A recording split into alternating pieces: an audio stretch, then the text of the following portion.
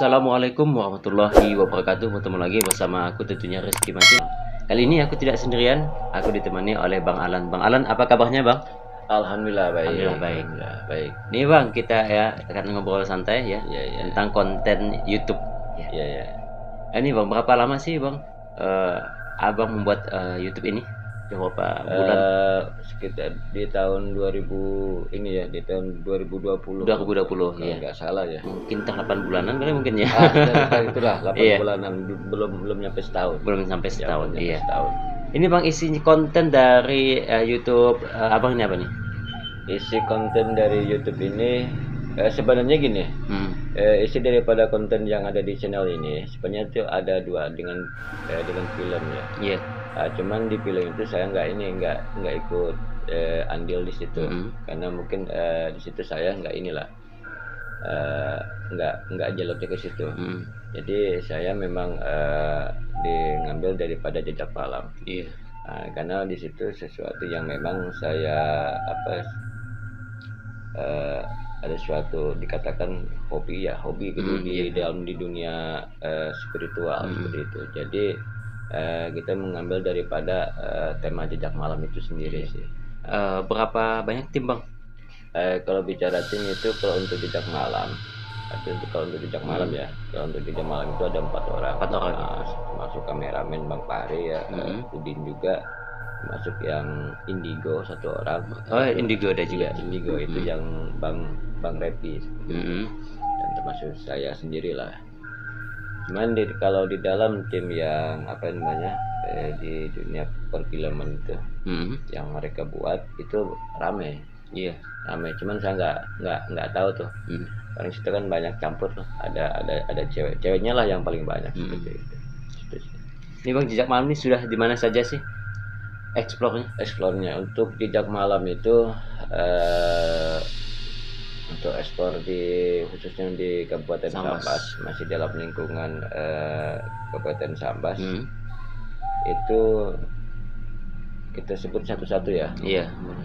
Pertama kita di Muara Ulakan. Nah, itu di tengah-tengah pusaran. Di tengah-tengah pusaran segitiga. Karena kenapa saya ngambil di Muara Ulakan? Jadi itu mitos daripada cerita masyarakat ya, termasuk masyarakat setempat yang ada di Kabupaten Sambas, itu sangat luar biasa. Ceritanya kan. Mungkin Bang Rizky lebih tahu kan tentang Muara Ulakan itu sendiri. Jadi kami ya di situ pernah melakukan penyelusuran, tapi bukan ini sih di situ. Waktu itu saya dikatakan penelusurannya itu magnet fishing, mencari benda-benda di bawah. Seperti itu sih waktu pertama penyelusuran. Apa dapat Bang?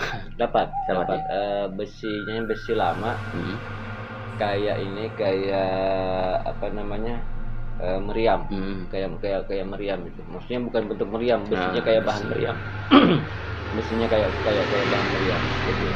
Itu sih pertama kali kita buat konten di Jejak Malam, tapi itu belum disebut Jejak Malam karena waktu itu masih belum ada ide. Belum ada ide apa sih nanti ini kita kedepannya nih untuk acara ini gitu ya, judulnya ini gitu ya. Ngomongin ide, terinspirasi dari mana sih membuat konten ini? Jadi untuk membuat konten ini terinspirasi saya pribadi. Saya kan suka penyusuran sendiri. Selain ini di luar ini ya, di luar channel, di luar konten. Jadi saya suka penyusuran sendiri. Saya suka ziarah. Saya suka ke tempat-tempat yang memang dikatakan orang angker gitu. Keramat gitu ya. Jadi saya berpikir gitu ya, berarti saya suka pegang, berarti buat jejak gitu. Suatu jejak perjalanan saya lah gitu, suatu perjalanan saya di malam hari gitu. Bagus, jadi buat judulnya bagus kita buat Jejak Malam. Jadi masuklah ke dalam konten itu, cocok gitu kan. Akhirnya itulah ya tema judul daripada konten itu yang sekarang yang saya lakukan.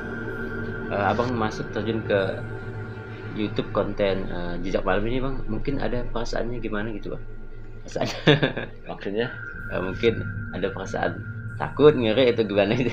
untuk di konten jejak malam ini saya pribadi kalau bicara kita takut itu manusiawi kan.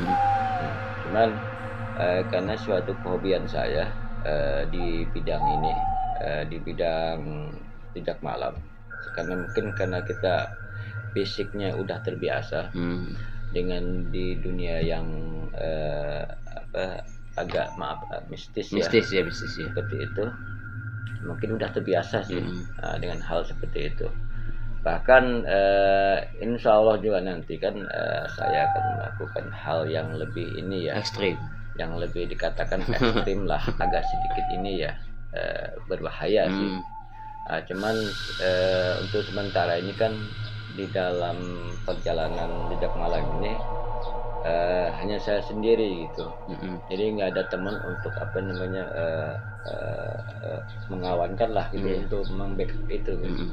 Karena untuk mungkin mungkin Bang Rizky kan pernah ngelihat itu perlu kru gitu. Betul. Selain hobi yang sama, jadi bisa membantu saya lah di dalam, jadi untuk meringankan saya lah.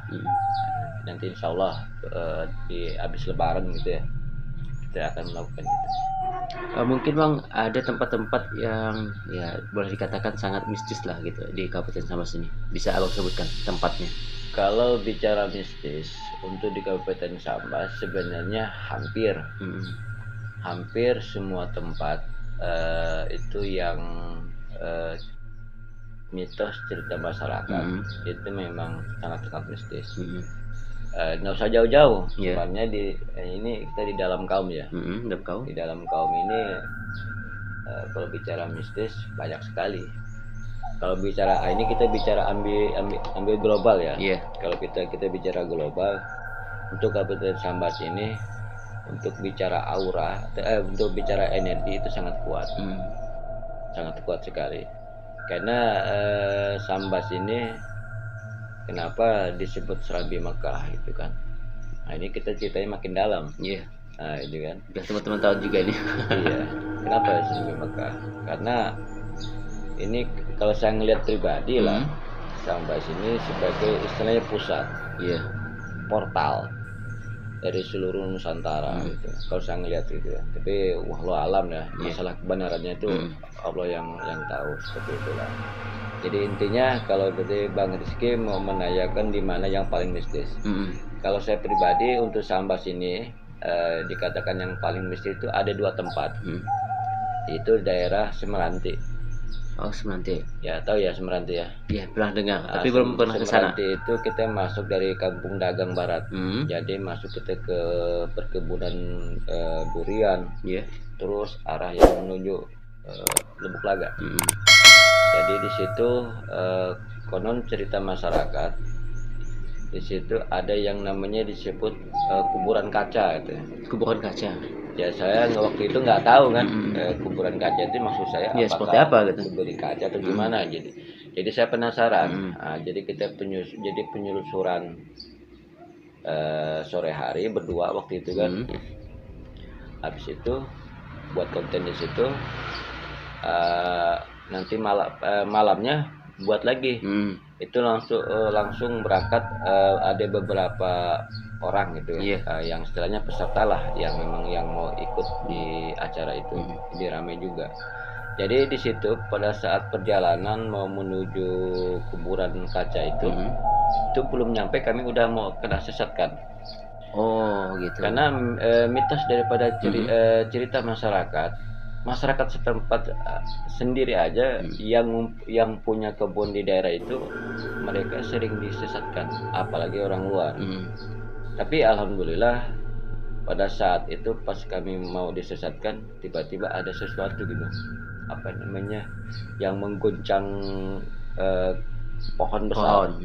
Yang anehnya goncangan pohon itu kan kalau binatang nggak mungkin mampu. Paling hanya daun aja yang bisa digoncangkan, tapi itu digoncangkan. Saya ngelihat ada sesuatu yang memang memberitahu kepada saya. Pada saat itu saya posisi berjalan itu di depan, bagian depan. Itu berhenti. Ada apa ini sebenarnya? dia memberhentikan saya gitu kan. Ya timbul tanda tanya. Rupanya saya lihat kawan-kawan ngomong, ada apa Kang gitu. Ini kayaknya kita kena sesatkan. Ini ada yang beritahu. Setelah saya lihat rupanya memang betul. Jadi jalan yang mau ke arah ini, yang mau ke arah kuburan kaca itu rupanya di belakang. Nah, ya, alhamdulillah atas pertolongan Allah Taala. Jadi itu kita pulang ke belakang sampailah ke tujuan tadi itu. Nah, di situ sangat luar biasa. Dikatakan kalau orang tuh ini ya, angkernya itu luar biasa. Nah, seperti itu. Cuman alhamdulillah di situ kita bisa membackup kawan-kawan yang ada di lapangan seperti itu. Yang kedua nih Bang?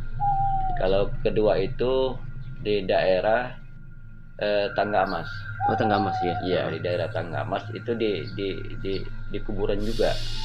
Di kuburan situ namanya Haji Tawal bin Montol. Iya, seperti itu. Jadi konon ceritanya Haji Tawal ini sebagian daripada tukang ini bangun keraton Sambas. Itu konon cerita daripada masyarakat setempat lah. Seperti itu ya, yang membangun ini istana Sambas Al-Wajigubillah.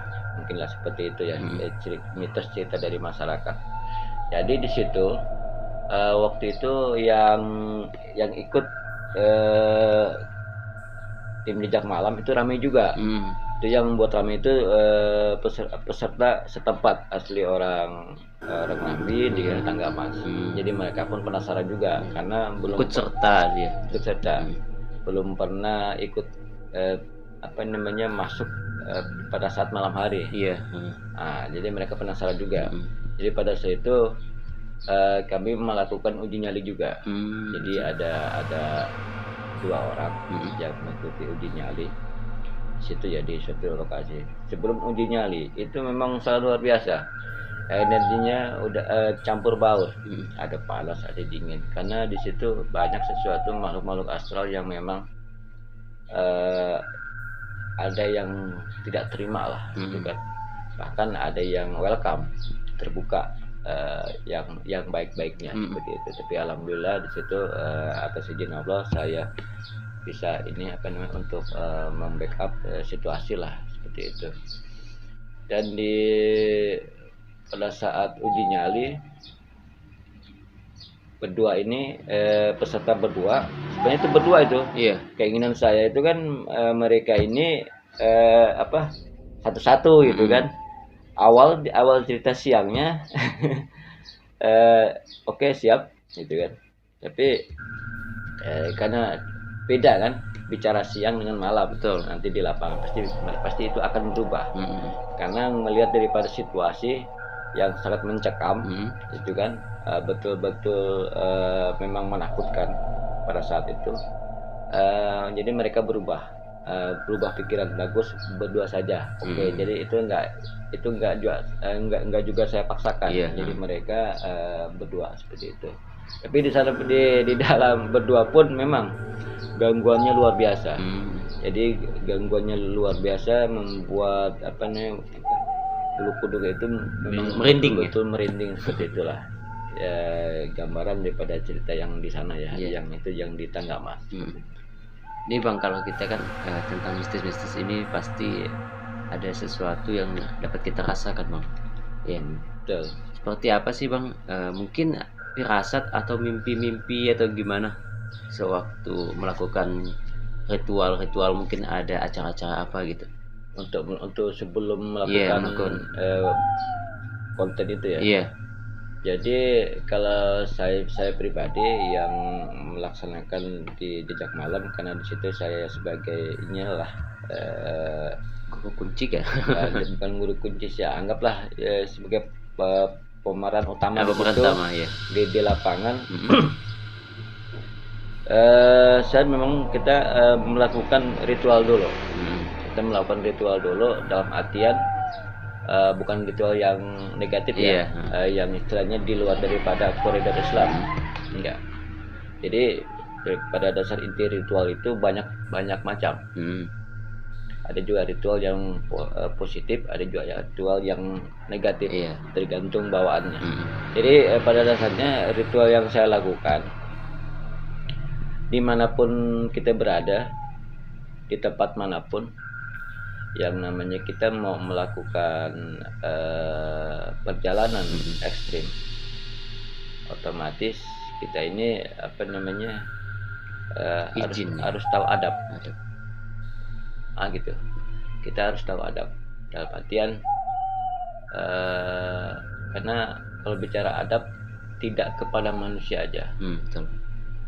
Jadi tidak kepada manusia aja, karena Allah menciptakan daripada jin dan manusia. Jadi jin itu pun makhluk Allah, sama-sama harus beribadah kepada Allah Subhanahu wa taala. Jadi saya di situ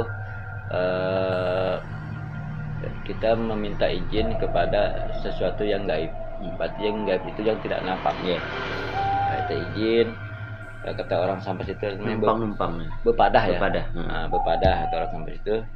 Jadi nanti kita siapa sih di situ yang memang yang berkuasa itu. Nanti kita akan, kalau memang di situ pernah ada contoh kita kepada sultan gitu ya. Itu kan ada masa kejayaan beliau. Makamnya ada, kita tawasul dulu, ziarah dulu, baru kita melaksanakan daripada penyelusuran seperti itu. Mungkin Bang setelah penelusuran ada mimpi-mimpi Bang. Kalau saya pribadi untuk penyelusuran saya tidak pernah datang mimpi atau gimana, nggak pernah. Cuman kalau tim itu sering, tapi mimpinya bagus. Oh gitu. Ini Bang Udin. Udin itu setiap melakukan penyusuran, tetap malamnya itu tidak bermimpi. Mimpinya itu bagus. Karena Udin ini, yang tim ini, dia ada dasar ya di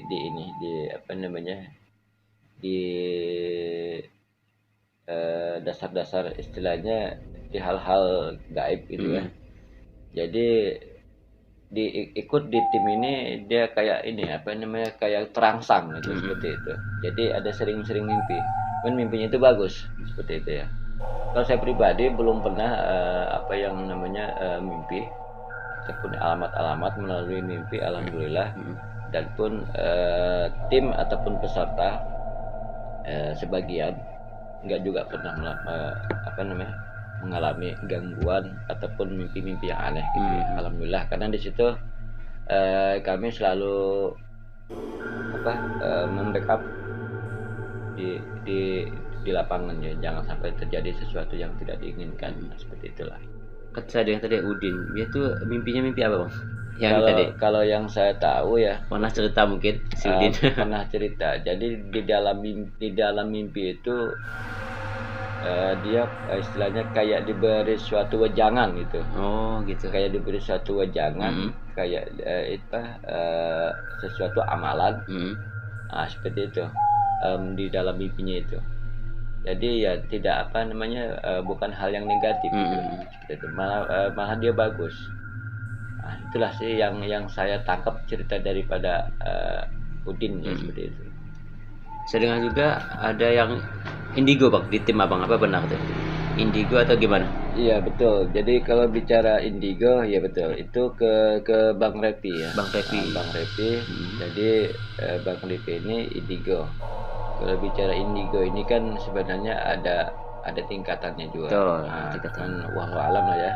Tingkatannya itu kayak gimana? Karena mereka lah yang tahu. Jadi Bang Repi ini indigo, jadi dia bisa melihat sesuatu yang manusia belum tentu bisa melihat, karena itu indigo itu kan ya orang-orang tertentu yang bisa melihat dengan kasat mata seperti itu ya. Tapi di situ juga ada kalanya walaupun dia indigo, siapapun orangnya, karena itu manusiawi, ada kalanya mereka juga takut gitu kan, karena pada saat itu kita nggak tahu kan, mungkin fisik kita pada saat itu mungkin kurang enak juga kan. Jadi pada saat itu yang sangat unik gitu kan. Saya pun ya pengen ketawa juga. Itu pada saat di makam Sungai Pinang. Nah, di makam besar itu, makam apa namanya? Makam pahlawan. Nah, di makam pahlawan itu sangat luar biasa. Sebenarnya itu di luar daripada konteks kami. Kami posisi itu pada saat mau ke jembatan Seminis. Jembatan Seminis ya. Tiba-tiba sebelum sampai ke sana di Sungai Pinang ini kami udah kayak ketarik gitu. Kayak ketarik, ada suatu energi gitu kan. Jadi kami disitu berhenti. Jadi tiba-tiba Kang Lepe ini langsung masuk. Nah, jadi langsung masuk nyelonong gitu. Jadi di situ kami pun ngecek kan. Kalau saya ini kan orangnya nggak langsung sembarangan masuk gitu kan. Siapa sih di sini penunggunya gitu ya, penunggunya. Jadi kita ngecek di situ. Oh, ini bla bla bla bla kan. Saya masuk sampai ke dalam, sampai ke yang ada tubuh itu di dalam itu. Di situ udah mulai nggak beres tuh. Jadi angin sangat kuat. Jadi kayu yang di kanan kiri itu semuanya bergoncang. Kayak kena goncangkan gitu. Nah, ini nggak beres, dalam mati. Repi ini udah mulai drop. Nah, udah mulai drop. Dengan si Udin juga. Itu udah mulai drop. Jadi saya waktu itu fokus dengan apa yang saya sampaikan. Karena waktu itu kan kameramen saya gitu kan sampaikan. Cuman saya ini ngeliat mereka berdua gitu kan. Cuman saya fokus. Ya, cuman kita masih bisa menginginkan lah kan, menyalisir suasana. Habis itu mereka berdua ini udah drop. Memang pada saat itu kondisi Kang Repi ini nggak enak badan juga, kurang fit. Jadi di sini kalau kita kurang fit di dalam penyelusuran ataupun apa yang mau kita kerjakan sebenarnya nggak bagus juga. Apalagi di acara jejak malam gitu, karena kita selalu berhubungan dengan makhluk astral gitu kan. Itu kalau kita yang tidak tahan dalam keadaan tidak fit, itu kita bisa kemasukan. Seperti itu. Bang, ini kan terkait mistis-mistis, Bang. Mungkin dari respon teman-teman ataupun masyarakat yang melihat adanya konten Abang ini, bagaimana sih responnya? Alhamdulillah ya, jadi respon masyarakat tentang jejak malam ini termasuk teman-teman saya yang di kantor juga, ataupun yang di luar kantor, di luar Sambas juga. Alhamdulillah respon mereka sangat antusias, sangat memberi support lah kepada saya lah, terutama yang kenal dengan saya. Jadi di situ aku penonton setiamu. Alhamdulillah lah ya, banyak mereka yang mensupport saya untuk jejak malam ini, karena di dalam konten saya ini tidak ada yang namanya rekayasa gitu kan. Dan mereka pun yang ngerti tentang YouTuber, tentang editing. Jadi mereka bisa menilai sendiri lah ya tentang daripada konten kami ini gitu kan. Jadi untuk yang mensupport sangat ramai. Tapi yang kontra ada beberapa orang, ada beberapa orang. Tapi di situ kami welcome, jadi terbuka. Jadi intinya silahkan kalian komentar. Tapi kalau ingin ikut di jejak malam, kami terbuka. Jadi, berarti bisa, Bang, kalau teman-teman kita yang ingin ikut serta? Bisa. Itulah makanya kami tidak tertutup, selalu terbuka bagi siapapun yang ingin ikut, silahkan. Apalagi umpamanya kalau ada yang menyatakan karena di situ di komentar itu pakai bahasa Sambas ya. Penggulanya. Sering. Pembohong gitu kan. Sering. Jadi di situ langsung kami ini kan kami sebut Tanggapi ya. tanggapi, kalau dibilang pembohong, silakan aja ikut serta gitu kan di jejak malam. Jadi kalau ingin tahu, kami tidak ada settingan, real daripada apa yang kami dapatkan itulah Di yang lapangan. di lapangan itulah yang kami suguhkan untuk penonton seperti itu kan. Karena gini, kalau saya ngelihat untuk sesuatu yang apa namanya penampakan sampai dapat di apa namanya di kamera, itu sangat-sangat susah sekali. Iya betul. Paling hanya dapat apa namanya bayangan sekelebat, nah, seperti itu. Cuman yang saya tahu itu memang sangat susah, sangat susah. Itu kalau memang ada ya sebenarnya rezeki juga, seperti itu. Betul. Cuman kebanyakan di apa namanya di konten di channel lain ada juga yang memang betul-betul settingan, ada yang kuntilanak dipukul pakai helm lah. Iya settingan. Seperti itu. Jadi terlalu ini ya apa namanya terlalu banyak settingan lah ya untuk mencari apa popularitas di situ. Seperti itu sih. Mungkin ada tawaran untuk collab Bang bersama tim Abang. Jadi untuk teman-teman mungkin yang nanti bisa menonton di ini channel RM Official. Apa? RM Official. RM Official. Official ya. Mungkin kalau ada teman-teman yang mau collab, silakan kami terbuka, welcome aja. Dan di sini kalau ada yang mau sponsor pun kami terbuka, bahkan lebih bagus lagi. Mantap. Jadi kalau ada sponsor itu kita apa namanya jangkauannya jam terbangnya bisa jauh. Betul. Nah, itu karena ada pendukung juga. Karena kami kan sebenarnya kami untuk jauh kami siap. Memang kan kendala daripada kita terus terang aja gitu. Betul. Kan. Kita biaya sangat besar itu. Perjalanan seperti itu. Tapi makanya kami cari yang area Kabupaten Sambas dulu. Kalau Kabupaten Sambas juga sih masih banyak Bang. Ya. Kalau untuk Kabupaten Sambas, kalau kita mau jelajahi itu memang sangat banyak. Sangat banyak. Nah, cuman kita ngambil daripada intinya aja, yang konon cerita masyarakat yang udah terkenal, istilahnya udah menjadi perguncingan masyarakat, itu yang kami kejar, yang udah terkenal gitu.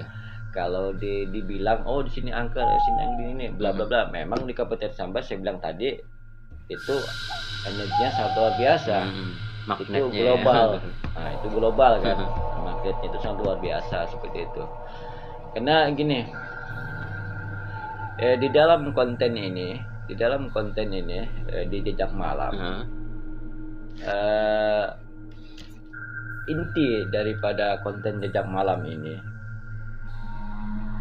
kami apa namanya membuat atau mengingatkan kepada kaum milenial ataupun siapapun.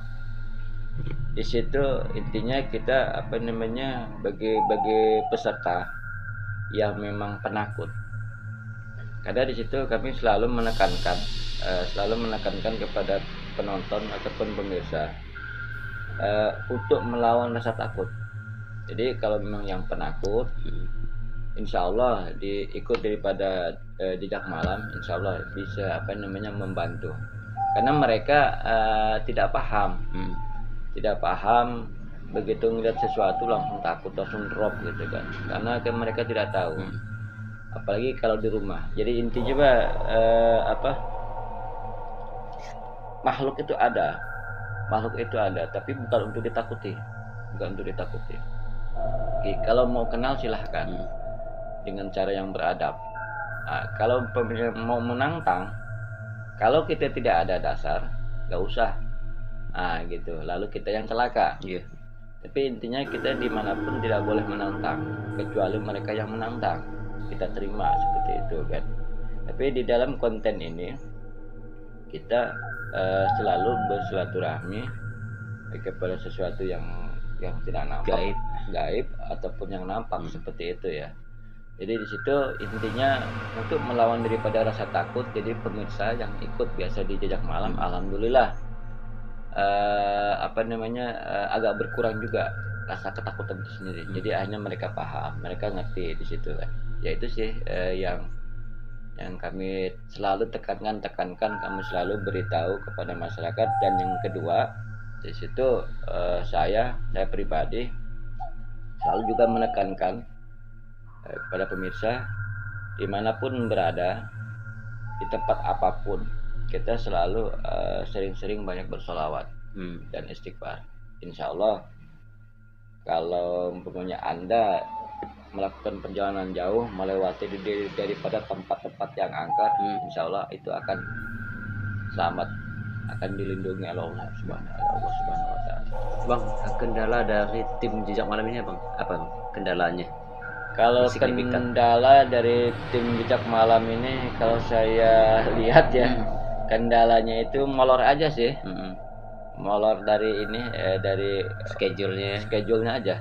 Nggak kalau di lapangan nggak ada sih. Cuman hanya molor aja.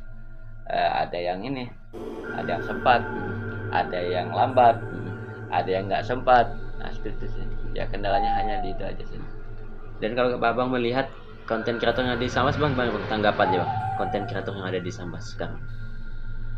Tanggapan dari masyarakat? Abang sendiri melihat konten kreator yang telah bermunculan nih. Kalau saya pribadi untuk melihat konten kreator yang ada di Sambas ya kita yang ada di Sambas saja. Ya alhamdulillah. Jadi intinya gini, mereka kaum milenial. Ini kan kebanyakan ini kaum milenial. Betul. Iya.